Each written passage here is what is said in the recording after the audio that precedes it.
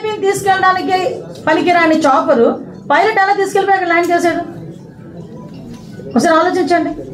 దీని మీద కూడా సమగ్రంగా దర్యాప్తు చేస్తున్నాం. ఒక్కసారి చాపర్లో వస్తారు, మళ్ళీ తిరిగి చాపర్లో వెళ్ళరన్న సంగతి అక్కడున్న వాళ్ళ నాయకులకి ముందే తెలుసు. అక్కడ మనకి ఆ మీటింగ్ స్పాట్ దగ్గర తలసిల రఘురామ్ గారు, విశ్వేశ్వరరెడ్డి గారు, అదేవిధంగా సాంబశివారెడ్డి వీళ్ళు ముగ్గురు మాట్లాడుకుంటుంటే విశ్వేశ్వరరెడ్డి గారు వాళ్ళ అనుచరుడు వచ్చి మనం ఎందుకు ఇక్కడ ఆయన విక్టిమ్ హౌస్కి వచ్చారు, మళ్ళీ చాపర్ దగ్గరికి వెళ్ళిపోతారు కదా, మనం చాపర్ దగ్గరికి వెళ్ళిపోదాం పదండి అని అడిగాడు. అడిగితే విశ్వేశ్వరరెడ్డి చెప్పిన మాట ఏంటంటే, చాపర్ దగ్గరికి నీకు తెలియదా, ఆయన చాపర్లో వెళ్దాం, ఆయన బై రోడ్ వెళ్తాడు. బై రోడ్ చాపర్లో వెళ్ళాలి అనుకున్న వ్యక్తి వితిన్ 10 minutes 15 minutesలో నేను రోడ్డు మీద వెళ్తానంటే జనాలను ఎవరైనా పోగేయగలరా? వితిన్ 15 minutesలో దారి పొడుగునా కావాలని వాళ్ళ నాయకులను పెట్టుకొని చేశాడు. దీనికి ఎందుకు నేను ఇంత పర్టికులర్గా చెప్తున్నామంటే, ఫస్ట్ ఆఫ్ ఆల్ వీళ్ళు ఫస్ట్ ఒక హెలీప్యాడ్కి వాళ్ళు పర్మిషన్ అడిగారు. అది 9 kilometers దూరంలో ఉన్న హెలీప్యాడ్. దానికి పర్మిషన్ ఇవ్వమని చెప్పి మేము చెప్పి దగ్గరలో హెలీప్యాడ్ పెట్టుకోమని చెప్పి క్లియర్గా ఎందుకు ఇవ్వము, అక్కడ పర్మిషన్ ఇవ్వకూడదు అన్నది కూడా లోకల్ ఎస్పీ చాలా క్లియర్గా నాయకులకి చెప్పారు. 9 kilometers అంటే మధ్యలో 2-3 villages ఉన్నాయి, చాలా నేరో రోడ్డు పక్కన చెరువులు ఉన్నాయి, కొంత వరి పొలాలు ఉన్నాయి, అదేవిధంగా 2-3 కొంచెం క్రిటికల్ సెన్సిటివ్ విలేజెస్ ఉన్నాయి. ఆ విలేజెస్ మధ్య నుంచి వెళ్తే కనుక విఐపీకి ప్రాబ్లము, అక్కడ ఏదైనా లా అండ్ ఆర్డర్ ఇష్యూ జరగచ్చు, కాబట్టి మీరు నియర్ బై హెలీప్యాడ్ దగ్గర పెట్టుకోండి అని చెప్పి క్లియర్ చేసి, ఆ బ్యారికేడ్ సిస్టమ్ కూడా బాగాలేదు, బ్యారికేడ్ సిస్టమ్ చాలా వీక్గా ఉంది అని చెప్పి కూడా మేము ఇన్ఫార్మ్ చేసినప్పటికీ కూడా వాళ్ళు బ్యారికేడ్ సిస్టమ్ క్లియర్గా పెట్టుకోలే. అంటే ఇప్పుడు మళ్ళీ తిరిగి వచ్చి భద్రతా వైఫల్యం అంటే అది వీళ్ళేమో వందల కొద్ది జనాలేమో సమీకరించుకున్నారు, అది డబ్బులు ఇచ్చి తెప్పించుకున్నారో, ఒరిజినల్గా వచ్చారో, బయట నుంచి వచ్చారో, ఏ నియోజకవర్గాల నుంచి వచ్చారో నెక్స్ట్ ఇష్యూ. కానీ జనాలు అయితే కొంతమంది వచ్చి లిటరల్లీ తోసుకుంటూ ముందుకు వచ్చారు. అసలు నాకు ఇప్పటికీ అర్థం కాదు ఏంటంటే, ఒక హెలీప్యాడ్ దగ్గరికి మనం ఎంతమంది, ఈ ఫోటో ఒకసారి చూస్తే కనబట్టలేదా? నేను మీకు పంపిస్తాను. నేను ఈ ఫోటో, ఇది హెలీప్యాడ్ దగ్గర మనుషులు ఉండే పరిస్థితి, చాపర్ దగ్గర. ఒకసారి ఆలోచన చేసుకోవాలి. ఇవన్నీ డాట్స్ అన్ని కనెక్ట్ చేస్తే కంపల్సరీ చాపర్లో వన్ సైడ్ రావడానికి సిద్ధపడే వచ్చాడు ఆయన. మేము అందుకేనండి 1100 మందిని పెట్టాము. 1100 మందిని పెట్టడం జరిగింది. వాళ్ళు వాట్సాప్స్లో మెసేజ్లు పెట్టుకుంటుంటే ముందు రోజు ఎస్పీ అప్పీల్ చేయడం జరిగింది. అప్పీల్ చేసాం. ఏమంటే మేము ఎక్కడా కూడా ఎవరిని హౌస్ అరెస్టులు చేయలేదండి, నిర్బంధించలేదండి. వాళ్ళు స్వచ్ఛందంగా వస్తారా లేదా తర్వాత విషయం పక్కన పెడితే, వాళ్ళు పూలప్ చేసుకున్నా కూడా కొంచెం జాగ్రత్తగా మెయింటైన్ చేయండి. అక్కడ వచ్చేది మీ నాయకుడు, రేపు పొద్దున ఏదైనా శాంతి భద్రతకు విఘాతం కలిగించవచ్చు అని చాలా క్లియర్గా ఎస్పీ గారు అప్పీల్ పెట్టారు. ముందు రోజు మీడియాలో మాట్లాడారు, ఆ నాయకులు పిలిపించి మాట్లాడారు. అక్కడ బ్యారికేడ్స్ కూడా బాలేవని చెప్పింది ఆవిడ. జగన్మోహన్ రెడ్డి గారికి Z+ భద్రత అవసరము అని కౌంటర్ ఇంటెలిజెన్స్ వారు నిర్ణయించడం జరిగింది. దాని మేరకు గౌరవ జగన్మోహన్ రెడ్డి గారు ఈ రాష్ట్రంలో ఎక్కడ పర్యటించినా ఆయనకు 3 అంచెల భద్రతను కల్పించాల్సిన బాధ్యత రాష్ట్ర ప్రభుత్వం పైన ఉంటుంది. ఇది రాష్ట్ర ప్రభుత్వం గుర్తించాలి. ఆయన ఇంటి దగ్గర ఉన్న భద్రతను మినహాయిస్తే ఈ రాష్ట్రంలో ఏ ప్రాంతానికి వెళ్ళినా, ఏ సమయంలో వెళ్ళినా వేలాది మంది జనము గుమిగూడుతూ ఉన్నారు. వారిని కంట్రోల్ చేసే బాధ్యత, వారిని ఒక ఆర్డర్లో పెట్టే బాధ్యత ఈ రాష్ట్ర ప్రభుత్వానికి ఉంటుంది. అలాంటిది మొన్న జగన్మోహన్ రెడ్డి గారు రామగిరి మండలానికి వచ్చినప్పుడు పోలీసు ఎలాంటి వైఫల్యం చెందిందో, ఎలా ఫెయిల్యూర్ అయిందో మనమందరం కూడా ప్రత్యక్షంగా చూసినాం. దీని మీద హోమ్ మినిస్టర్ గారు రెస్పాండ్ అవుతూ 1100 మందిని పోలీస్ వ్యవస్థను డిప్లాయ్ చేసినామనే మాటను అనిత గారు మాట్లాడడం జరిగింది. అమ్మ అనిత గారు, మీరు 1100 మందిని డిప్లాయ్ చేస్తే వారు హెలికాప్టర్ను ప్రొటెక్ట్ ఎందుకు చేయలేకపోయినారు? ఎందుకు చేయలేకపోయినారంటే నేను చెప్తున్నాను, మీరు శ్రద్ధగా వినండి. దీని మీద మరొకసారి జగన్మోహన్ రెడ్డి గారి పర్యటనను జాగ్రత్తగా చూసుకోండి. బాడుకోకు బారాన మాల్ ఓనర్కు చారాని అన్నట్లు మీ డిప్లాయ్మెంట్ ఉంది. అది ఎట్లా అంటే మీరు పెట్టిన 1100 మంది పోలీస్ సిబ్బందిని, పరిటాల సునీతమ్మ ఇంటి దగ్గర కొందరిని, పరిటాల రవి సమాధి దగ్గర కొందరిని, అదేవిధంగా మొన్న లింగమయ్యను హత్య చేసిన ముద్దాయిల ఇండ్ల దగ్గర సగం మందిని డిప్లాయ్ చేసి ఎవరైతే జగన్మోహన్ రెడ్డి గారిని చూడడానికి వైఎస్ఆర్ కాంగ్రెస్ పార్టీ కార్యకర్తలు గాని లీడర్లు గాని వస్తున్నారో వారిని కంట్రోల్ చేయడానికి మిగతా పోలీసును 4 భాగాలు చేసి మీరు అక్కడ పెట్టడం జరిగింది. జగన్మోహన్ రెడ్డి గారి దగ్గరికి వచ్చే వరకు ఆ హెలికాప్టర్ దగ్గర గార్డు సరియలేదు.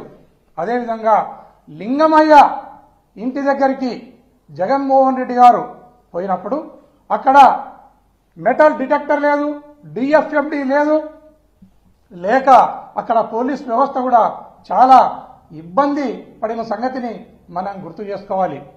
నాకు ఒక అనుమానం ఉంది ఈ రాష్ట్ర ప్రభుత్వం పైన.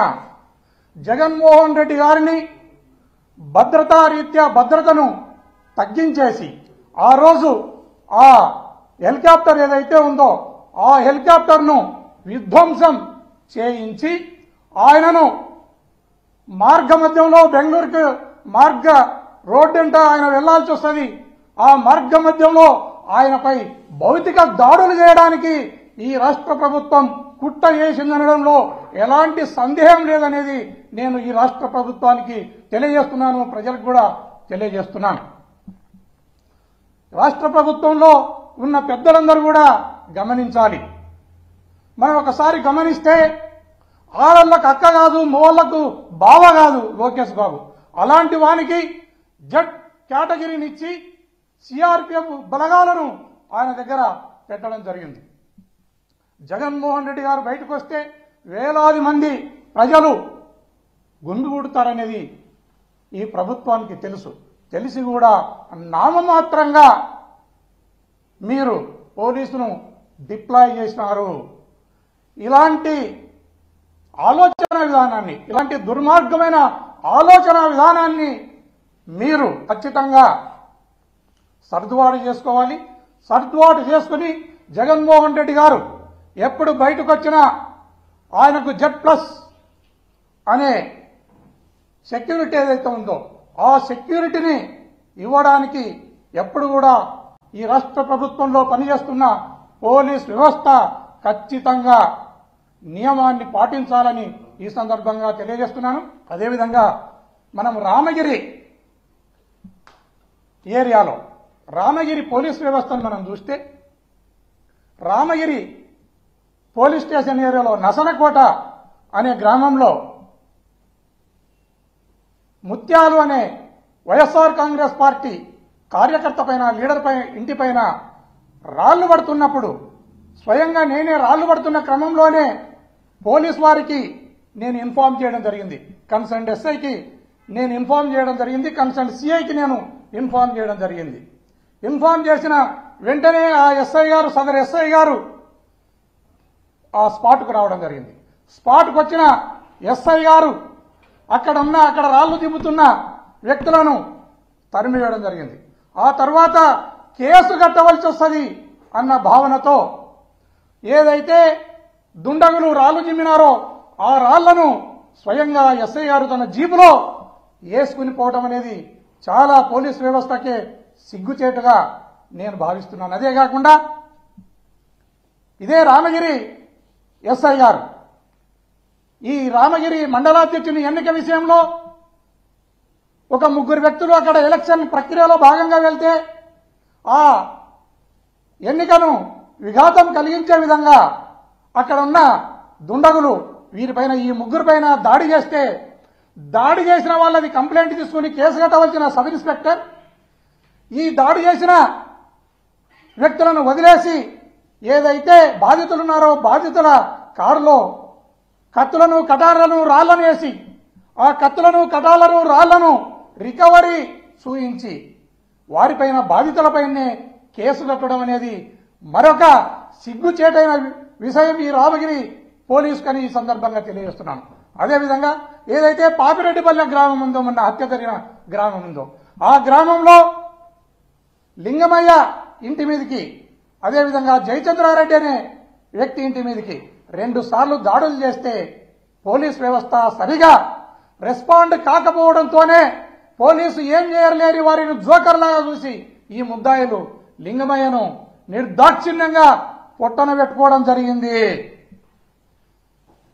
దీనికి పోలీసు వ్యవస్థ సిగ్గుపడాలి, తల వంచుకోవాలి. రామగిరి ఎస్ఐ చేస్తున్న ఈ చేష్టలకు అతని నెత్తిన ఉన్న టోపీ, పై మీద ఉన్న కాకి యూనిఫామ్ సిగ్గుపడతా ఉంది. అది నేనెందుకు వీని నెత్తి మీద ఉన్నాను టోపీగా, ఎందుకు వీని పై మీద యూనిఫామ్ గా ఉన్నానని ఆ యూనిఫామ్, ఆ టోపీ సిగ్గుపడతా ఉంది. అలాంటి ఎస్ఐ మళ్ళీ ఈ రోజు బజారులోకి వచ్చి మాట్లాడడం అనేది కూడా చాలా హాస్యాస్పదంగా ఉంది. అలాగే ఈ రాష్ట్రంలో ప్రతిరోజు కూడా ఏదో ఒక ప్రాంతంలో రాజకీయ హత్యలు, రాజకీయ హత్యా ప్రయత్నాలు, అదేవిధంగా దౌర్జన్యాలు, దాడులు చేస్తూనే ఈ రాష్ట్ర ప్రభుత్వం ముందుకెళ్తా ఉంది. వీటినన్నిటినీ ప్రజాస్వామ్యవాదులంతా ఖండించాలి. ప్రజాస్వామ్యవాదులంతా దీన్ని తిరస్కరించాలి. ఖచ్చితంగా ఈ ప్రభుత్వానికి బుద్ధి చెప్పాలని ఈ సందర్భంగా తెలియజేస్తున్నా.